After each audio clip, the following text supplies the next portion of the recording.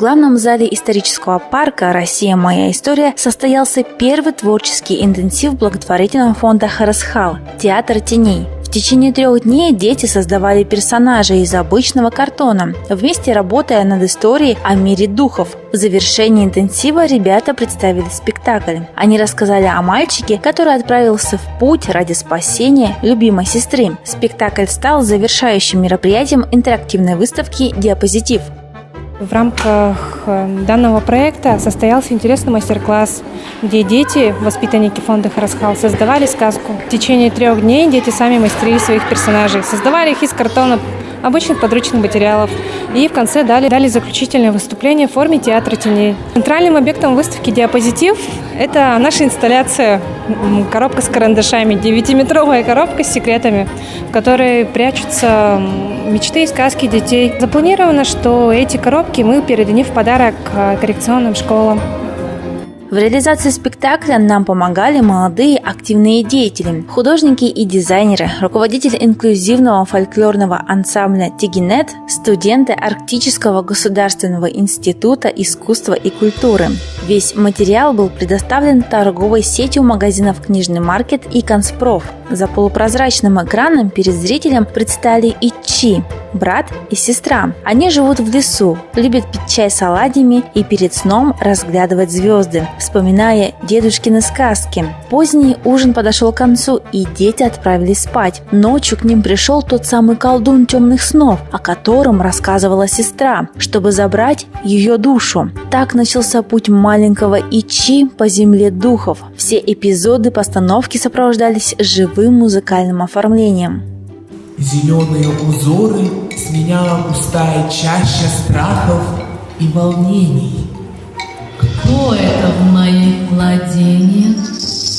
Это я.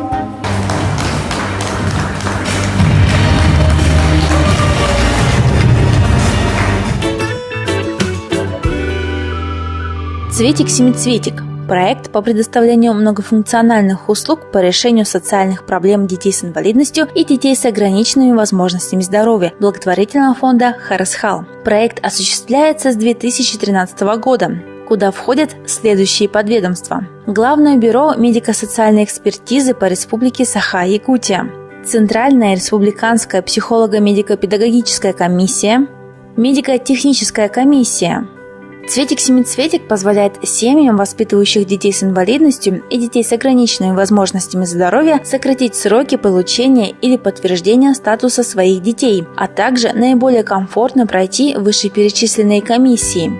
Теперь проект будет реализовываться на базе Республиканского реабилитационного центра для детей и подростков с ограниченными возможностями здоровья в рамках взаимодействия с благотворительным фондом «Харасхал» по социализации и интеграции детей с инвалидностью и детей с ограниченными возможностями здоровья в общество при поддержке Министерства труда и социального развития Республики Саха-Якутия. «Цветик-семицветик» – это как бы единое окно всех служб, которые предоставляют услуги детям с инвалидностью. И дети, которые приезжают с вузов, здесь могут продолжить пройти все комиссии, которые участвуют в проекте «Цветик-семицветик».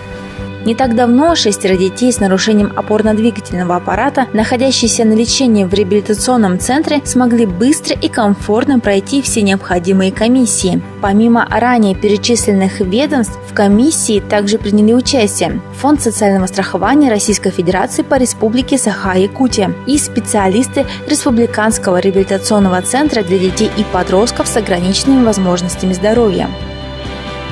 Нам это очень удобно, специалисты очень грамотные, вежливые, все объясняют.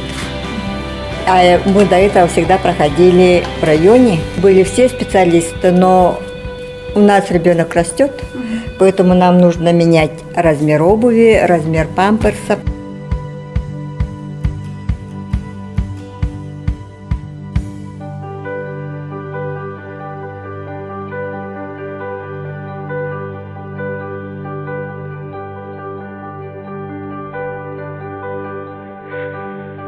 Комиссия прошла хорошо, так можно сказать, если родителям понравилось.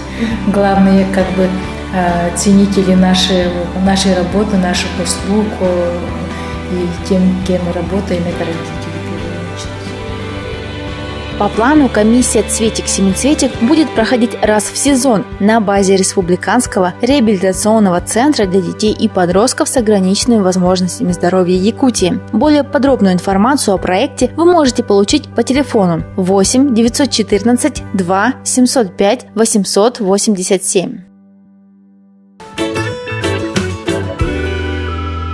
Все дети имеют одинаковые права, независимо от цвета кожи, пола, возраста, особенностей или религии.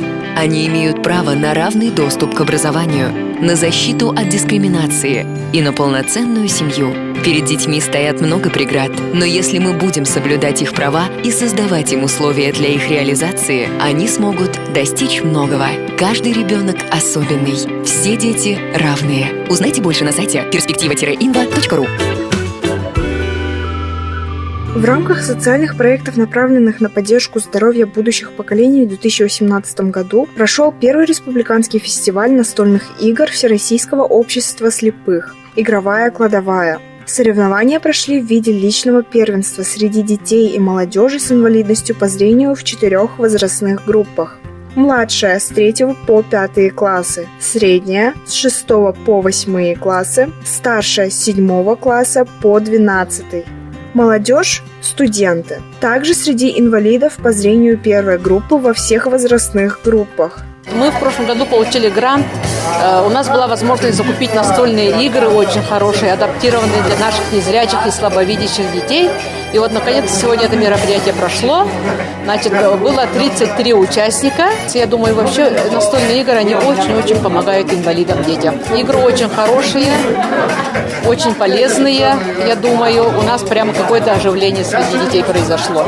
Фестиваль прошел с целью всестороннего гармоничного развития людей с инвалидностью по зрению, дальнейшего совершенствования работы в сфере социальной реабилитации и адаптации незрячих, развития логического и пространственного мышления незрячих людей, повышение уровня культуры поведения, развития оригинальности и выработки адекватной самооценки и поведенческих навыков, стимулирование инвалидов по зрению к активному участию в современной жизни, развитие инклюзии. Даниил в первый раз играет в таю, но занял первое место в ней.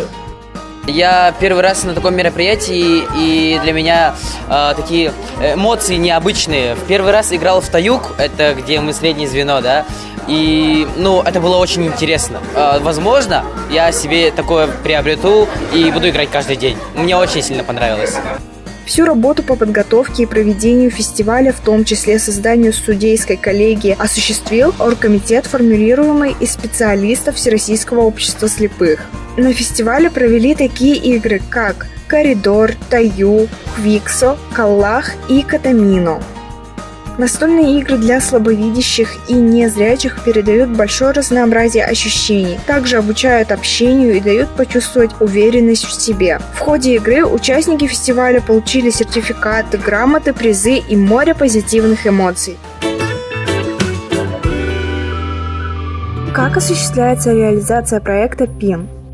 Проект ПИН – персональный информационный навигатор для детей с инвалидностью – это годовая программа, где маршрут обеспечения ребенка расписан по месяцам на весь год. Проект осуществляется в России с 2017 года для каждого ребенка с инвалидностью, состоящего на учете в региональном отделении Фонда социального страхования.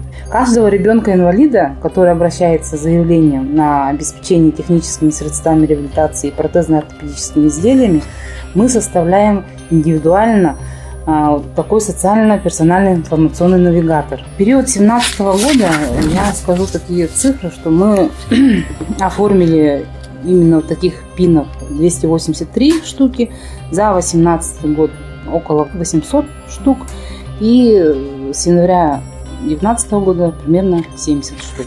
В результате внедрения проекта ПИН будут достигнуты индивидуальный подход к каждому ребенку, повышение уровня информированности законных представителей детей с инвалидностью о правах на получение услуг по обеспечению техническими средствами реабилитации и протезно-ортопедическими изделиями за счет бюджетных средств.